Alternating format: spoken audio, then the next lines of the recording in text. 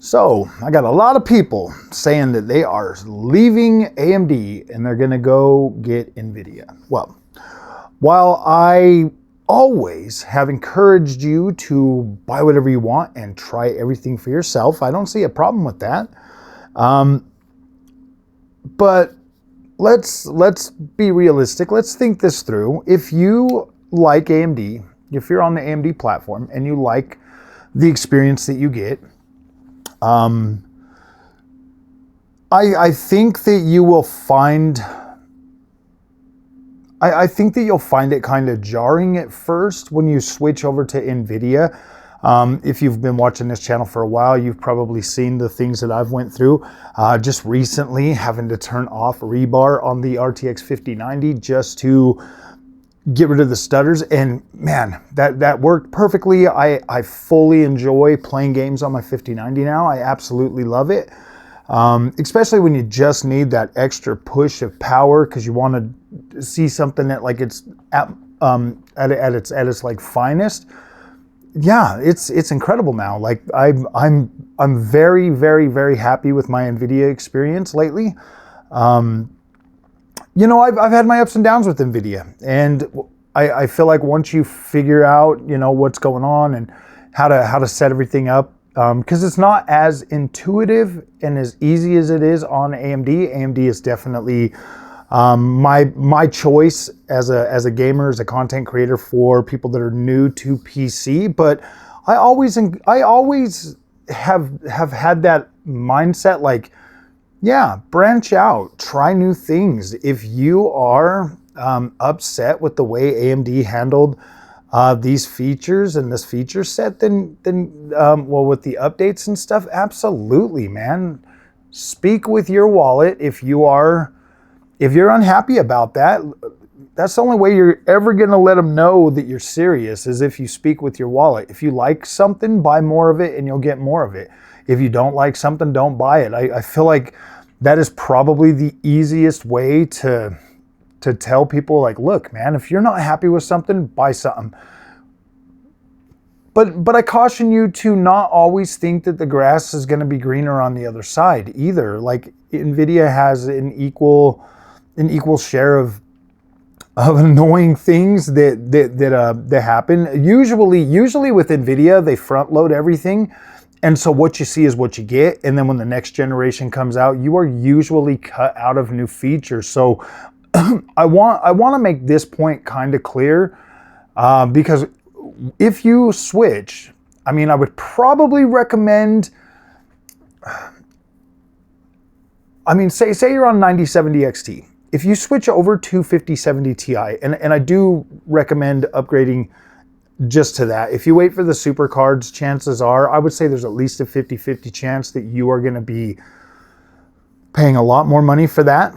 And do not sell your 9070 XT or whatever card you have right now. Do not sell that until you are fully comfortable with the Nvidia experience. At least give yourself 2 weeks, okay? 2 weeks isn't gonna matter. You'll still be able to get whatever you're gonna be able to get for it in the used market, but give yourself 2 weeks. Let yourself get comfortable, settle in, play around with the new features, get in there, experience the Nvidia app, all of that stuff. Nvidia definitely has come a long way. Like I said, I am currently happier with my Nvidia experience now than I ever have been.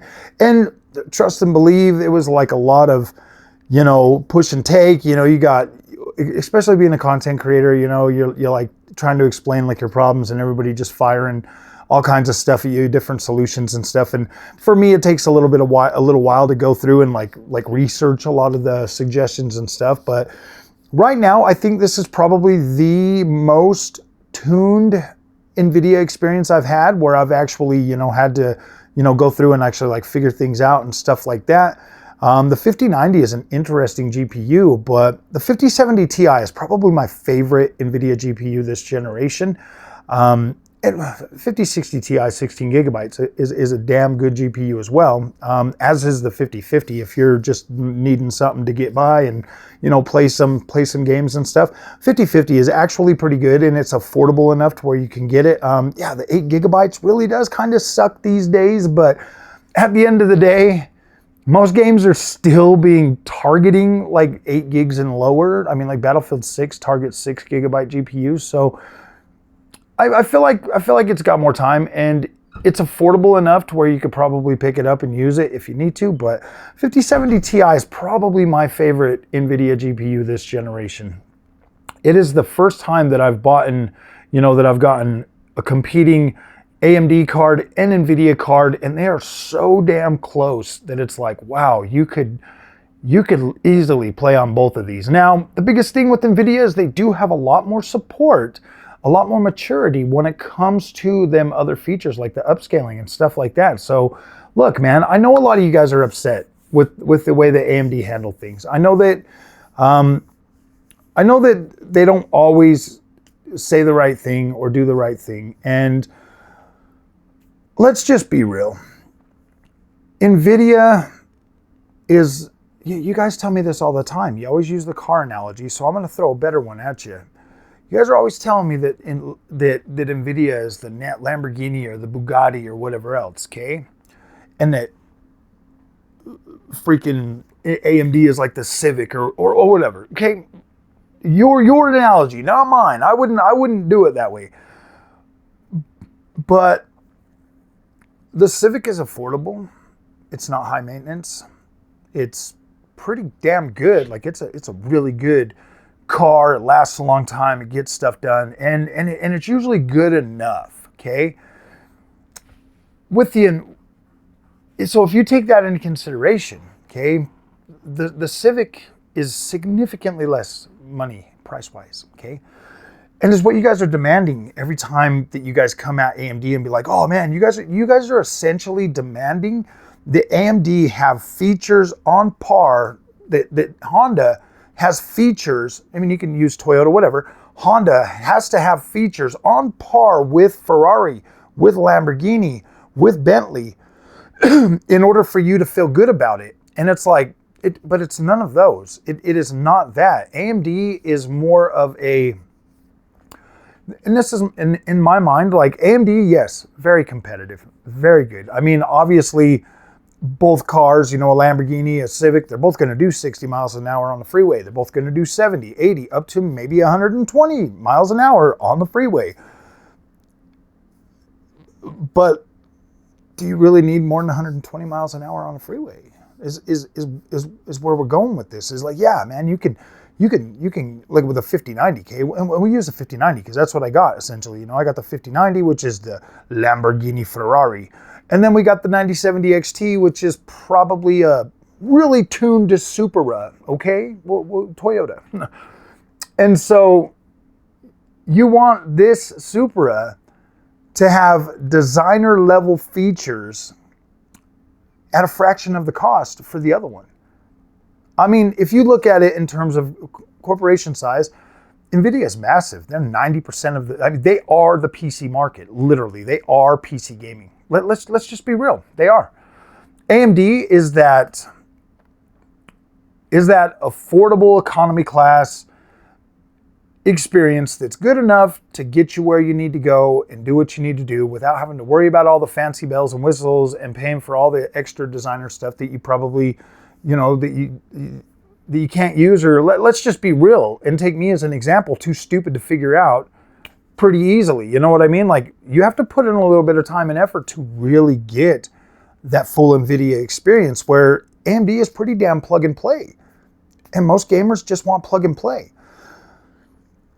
And so I caution you, because I know a lot of you guys are really feeling this way. And I don't feel like it's just the Nvidia guys, the 3060 bros being like, yeah, dude, AMD snubbed me, and just, basically just doing like bot comments and stuff like that. I know some of them are, but let's be real, man. Like, even when I first heard that and took things out of context, I was pretty upset about it too. I was like, no, AMD, you cannot drop support for this card. And a lot of that is my selfish desire to see AMD bring these features like FSR4 to RDNA 3 and RDNA 2. But I talked with my AMD guy, and I want to make something clear okay? FSR 4 is never coming to RDNA 3 or RDNA 2 in terms of FSR 4. Okay, FSR 4 is 9070 XT or is 9000 series forward. Okay, this is what I was told. Okay, this is exactly what I was told, and I believe it. And so I need to clarify this now and make this so that you guys understand. Anything that comes to RDNA 3 back is going to be still considered FSR 3. Okay, FSR 3 may or may not. I mean, they're not going to confirm anything, and even if they told me, I couldn't say anything until you know it's actual confirmed. But I want you to prepare yourself for the fact that Int 8 FSR 4 or upscaling would still probably be considered FSR 3. Okay, it will never be considered FSR 4. FSR 4 is a RDNA 4 forward technology. Okay, and this is that's the way I understand it. And so I want to set things right on the channel and be a lot more upfront and honest, you know, with the community in terms of these things, because I do not want to fill you guys with hope just to have you guys, you know, not be able to receive these things that AMD is never going to honor my promises. Okay, now we've all seen FSR 3.5.1, but let's just call it 3.5 point whatever, okay? Because that's what it is. Int 8 is not FSR 4. It is derived from FSR 4. It is using the same things that FSR 4 uses, but it is technically still going to be FSR 3, and I'm okay with that. And we've already seen it running on OptiScaler. We've seen it running on RDNA 2, RDNA 3. And when I asked, because this is what I asked. I asked, was the whole reason for this thing, is it because AMD doesn't want to support FSR 4 on RDNA 2? And I was told point blank, FSR 4 is never coming to RDNA 3 or RDNA 2. It's not coming. FSR 4 as we know it is not coming to RDNA 3 or RDNA 2. Okay, and I was like, okay, yeah, that makes sense. You know, because technically FSR 4 is FP8. Okay, it is 100% machine learning FP8. The other part is more of an algorithm that runs on the accelerators that are available on the RDNA 3 and to an extent to RDNA 2. Okay, completely different technologies, completely different. You know, one of them is actual freaking hardware based. The other one is algorithm based. So yeah, for all intents and purposes, FSR 4 will never be coming to RDNA 3 or RDNA 2. Okay, that's what I was told, and so now we are essentially at a point where, if it does come, if better upscaling does come, it will be in the form of FSR 3. And, you know, that way you guys know for sure, you know, like, look, should I upgrade to an Nvidia GPU or should I stick with AMD going forward? The only way to get the full effect of FSR 4 is to upgrade to the RDNA 4 GPUs, okay? And that is good. I mean, they're better at ray tracing, they're faster. RDNA 4 is absolutely incredible and affordable enough. I'll have some links in the description here, and these are fresh links from the stores. Whatever, you'll be able to check them out. Okay, this new architecture, FSR or RDNA 4. Since I've had it, guys, like I really do like it. I do absolutely enjoy my experience while gaming on RDNA 4. I gave Junior his first PC as a RDNA 4 9060 XT with a 7800X3D. I absolutely love that build. I love the way it feels. I think it'd be easier for Junior to get in there and figure that out, and that's awesome. I want him to be able to figure that out, and I do honestly believe that RDNA or AMD is good for beginners on PC. I do. Nvidia is great, but I just feel like you're going to lose. I feel like you're not going to use all of the features at first because you're not even going to know they exist. Okay, you're not going to know that some of this stuff is even usable. You're not going to know how to set it up, and you're going to spend a long time figuring things out. Okay, and then when you do figure something out after so long, you're going to be upset because you're not going to get your full experience up front unless you're really, really super diligent and you don't even know what to look for. You don't even know what to look for. I didn't. And so it is.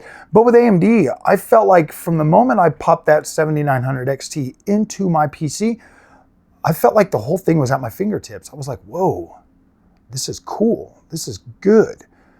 I get this, I can use that. Everything, you know, is in the Adrenaline software. It's pretty laid out pretty well. It's got nice little tabs. You go through everything. You can see how everything works. It's got like a little you have like little exclamation or question marks, so you can hover over them and tell you what they do. And I found it so intuitive, and I found it so easy to get in there and set up an AMD GPU, and it's just been very fun, very nice. I love the experience. I think it's absolutely freaking incredible. With Nvidia, once you learn stuff, and trust me, I'm pretty sure there's a lot of things that I still don't even know about Nvidia. That's why I'm grateful to have two builds now, because now I actually have the ability to like turn on that or turn on to, I don't have to swap out cards, okay? I can just decide which one I want to use when I want to use it. And to me, that's absolutely incredible, because now I actually don't feel rushed to try to figure out the Nvidia stuff. I can do that while still having full access to everything that I need on my AMD build. So it's cool, and it's helped me learn a lot. It's helped me build a better perspective on the whole PC space as a whole. Now, I know it's really not. It's really not. It's really not freaking available, you know, for everybody or practical. It's not very practical for everybody to run out and get an RTX 5090. Because hands down, that is the best NVIDIA experience. I mean, that is the best gaming experience that you can get today. Like, if frame rate's your thing and upscaling and all of that stuff, absolutely, NVIDIA has everything you need at this time, and they pioneer new stuff. I fully conceded that, and a lot of people give me a lot of crap and say I'm an AMD fanboy. But NVIDIA's fixed every issue that I've had, okay? All of the issues that I've had with NVIDIA, they've pretty much fixed them, or I've found ways to fix them myself, of like rebar, turn the rebar off. And I've rewarded them for that, for their work at fixing the issues that I deemed deal breakers for me, okay? I have continued to support NVIDIA the whole way through. And that's because I love technology and I love tech, and I'm not going to turn my back on NVIDIA, because for every game that I absolutely love playing on AMD, there's an equal on NVIDIA that I absolutely love playing on NVIDIA. Okay, so it's not a question of like if I'm a fanboy of either one of them.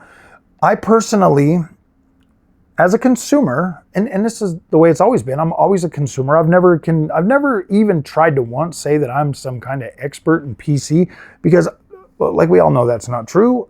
I don't ever claim to be. But my experience as a gamer on AMD 100% delivers on that, and I appreciate that. I like that. And I like that it's affordable. I like that AMD is affordable, and where they can't meet NVIDIA with features, they meet them with freaking, you know, better beefed up specs like VRAM capacity, or, you know, there's always a reason, okay, to buy an AMD GPU over an NVIDIA GPU, just like there's always a reason to buy an NVIDIA GPU over an AMD one. There's even reasons to buy an Intel freaking GPU over either of them. So at the end of the day, if you're really considering leaving AMD for NVIDIA, hit me up in the comments section, man. Ask me, you know, which one tell me the card you got right now, and I'll tell you the card that I think is going to give you an equal or better experience for decent price. As you know, I've tested all the AMD cards this generation. I've tested all the freaking NVIDIA cards this generation. I think I could give you a pretty good insight, and I'm not here to gatekeep. I'm not here to gatekeep, man. If you want to try NVIDIA, let me help you find the best experience for you. I'd be honored to do that. As friends of the community and people in the community, I'd be more than happy to help you do that. I just want to see you be happy. At the end of the day, if this is a bridge too far with AMD for you, I get that. I understand that. I upgrade every generation, so this will absolutely never be a problem for me unless AMD launches a card and then all of a sudden goes out of business and they don't support it anymore. Then that would suck. I mean, that's the only way they're going to catch me off guard. But yeah, I honestly am right there with you guys, you know, feeling like, whoa, dude, cutting off 6000 series. That is, I got a RDNA 2 card right there that I've been holding on to in hopes that I can one day officially use FSR 3.5.1 or whatever they call freaking FSR 3.8 on there. Like I have it, you know, and I've been looking forward to that. That's why I've hung on to that card. 32 gigabytes of VRAM on a 6800, absolutely freaking floored that is a product and it's awesome. So I just want to help you find the best way forward for you. If Nvidia, if it's your time to try Nvidia, let's help you get it set up right. Let's help you get in there. Let's help you, you know, get situated and start getting the best gaming experience that you can have. And if you want to stay with AMD and stick it out and trust AMD like I do, rest assured that AMD has come out. They have clarified. They have stated that, you know, this is what they're going to do going forward, and I'm okay with that. Even if they don't bring FSR 4, well, FSR 4 is never coming to RDNA 3 and under. But if they do finally bring an official support for N8 to RDNA 3 and under, I think that would be awesome. I would really love to see that happen and be the case. But other than that, guys, going forward, man, like, let's just try to enjoy gaming, man. Like, I will always be there to support and try to help you find your way in the dark when it comes to AMD. Just like I'm there to try to help you find your way in the dark for Xbox too. I mean, look, PlayStation and Nvidia, absolutely incredible companies. But it is okay to like and appreciate the other brands, because at the end of the day, it is a different experience. It is. There's a different player base. There's a different fan base. There's lots of different things. There's lots of different reasons for you to experience either or. It doesn't matter where you game at. As long as you're gaming and you're having fun, that is really all that matters. And yeah, guys, let's have some fun. So if you really are considering switching, let's talk it out. Hit me up in the comment section, man. If my DMs are open over on Twitter, on X, if you want to jump in there and look me up, man, send me a DM, man. Tell me, hey guys, this is what I got. This is what I want to do. Let's talk through it, man. Let's absolutely talk through it and help you find the best experience that you can get. Because like I said, I owe no allegiance to AMD. I owe no allegiance to any of these companies at the end of the day. At the end of the day, I just promote the things that I like, and because I know there's other people out there like me that are going to like it. And the biggest thing with going with AMD is you finally get to see if all the extra money you spend on Nvidia is truly worth it to you. It doesn't matter about anybody else. It matters to you. Is it worth it to you to spend the extra money above and beyond on the Nvidia product, or can you be happy and comfortable with AMD? So that's where we're at. If like I said, if you guys like this content, do not forget to like and subscribe. Hit that like button, hit that hype button, hype now. And we'll see you guys in the next one. Thanks for watching.